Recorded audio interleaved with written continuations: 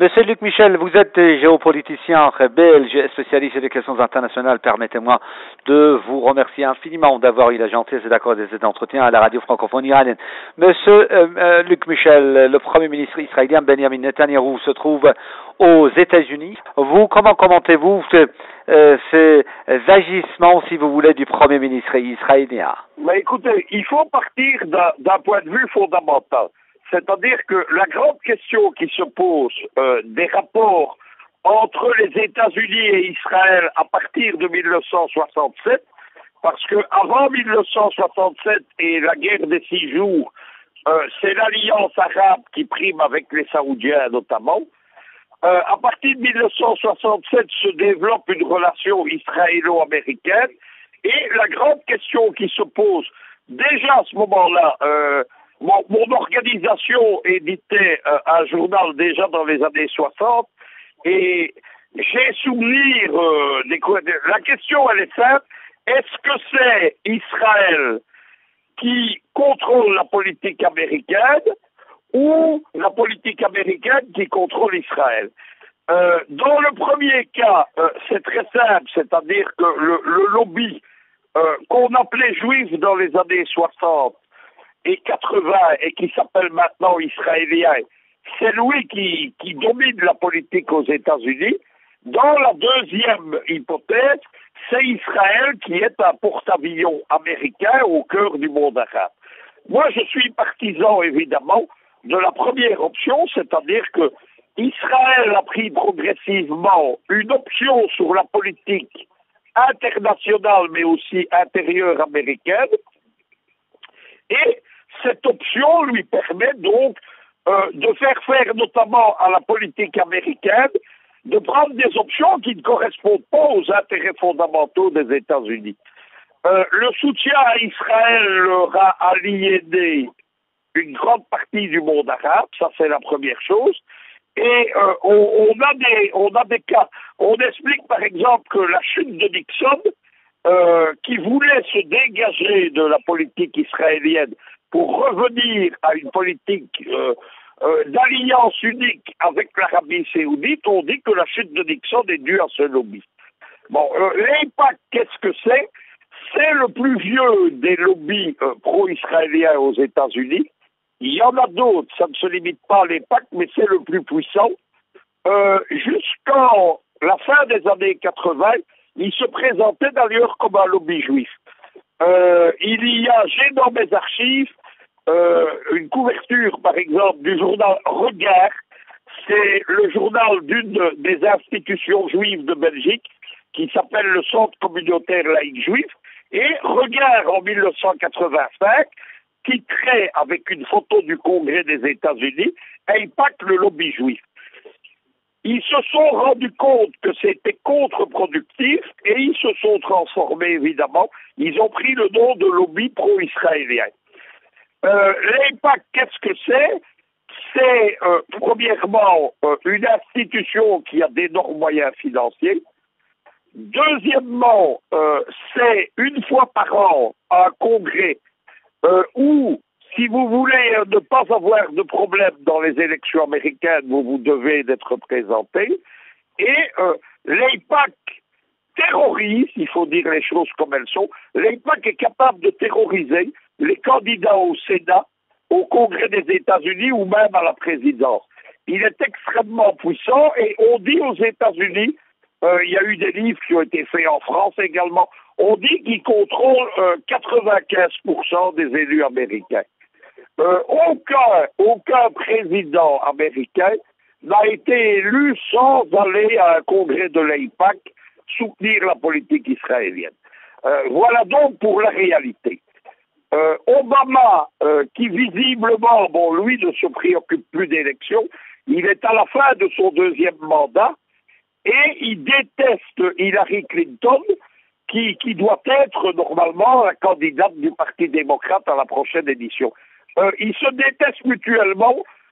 Hillary Clinton a sorti un livre il y a quelques semaines où elle dit qu'Obama est un homme sans parole, qui a notamment trahi les Clinton.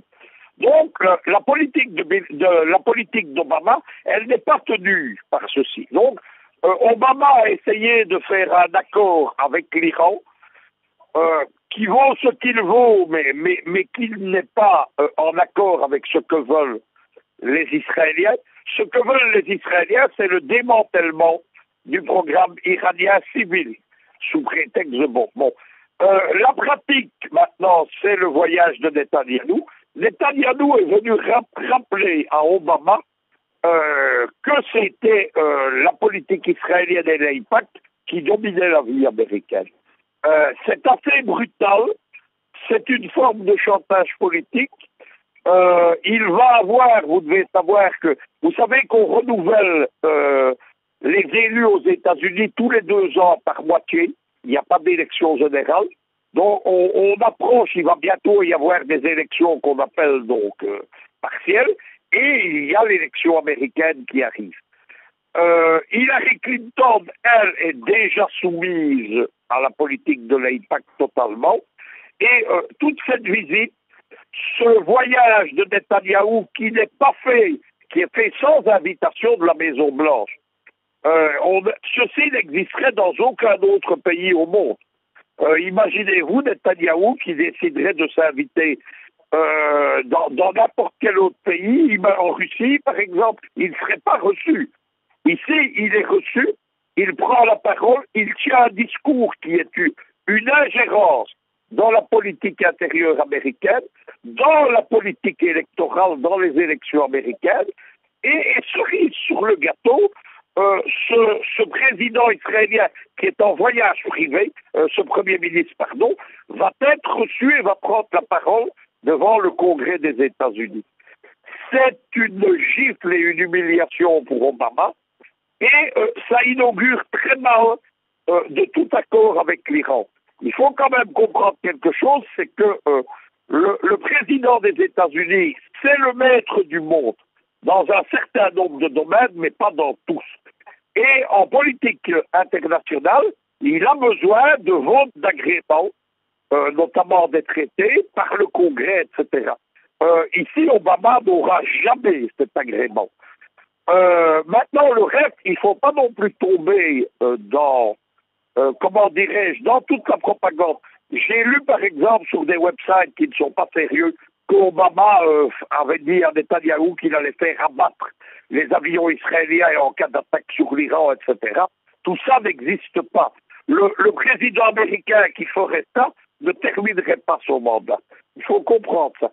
Obama a les pieds et les poings liés maintenant par le Congrès, et Netanyahou est venu prouver qu'il domine le Congrès des États-Unis. Vous allez voir, ça va être son audition devant le Congrès, ça va être un grand happening triomphaliste de la politique israélienne. On en est là. Si on ne comprend pas ça, on ne comprend pas la politique américaine. Un dernier élément, c'est le poids de l'électorat juif aux États-Unis. On parle parfois en France de l'électorat juif. Il n'a pas de grand impact sur les partis, parce que en France, l'électorat est réparti entre la gauche et la droite. L'équivalent de l'AIPAC qu'on appelle le CRIF, donc le Conseil représentatif des institutions juives de France, à l'appui de tous les partis, y compris de Marine Le Pen.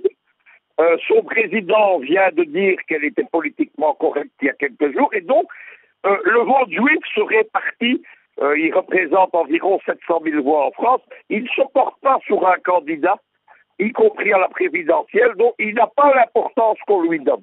Mais aux États-Unis, par contre, il y a plus de juifs à New York qu'en Israël. Ils sont également importants dans d'autres États comme la Floride. Et donc, il est déterminant pour un certain nombre de congressmen, pour un certain nombre de sénateurs, pour le maire de New York, et évidemment, il est pour les votes de New York au niveau de la présidentielle. Et là, le vote existe parce que grâce à l'AIPAC, au conseil de vote de l'AIPAC, ce vote va évidemment sur le candidat qui est toujours le plus pro-israélien. Je vous ai fait le tableau de ce qui se passe. On est dans un État, les États-Unis, qui se présente comme la plus grande démocratie du monde et qui est une démocratie sous influence. contrôlés par un lobby.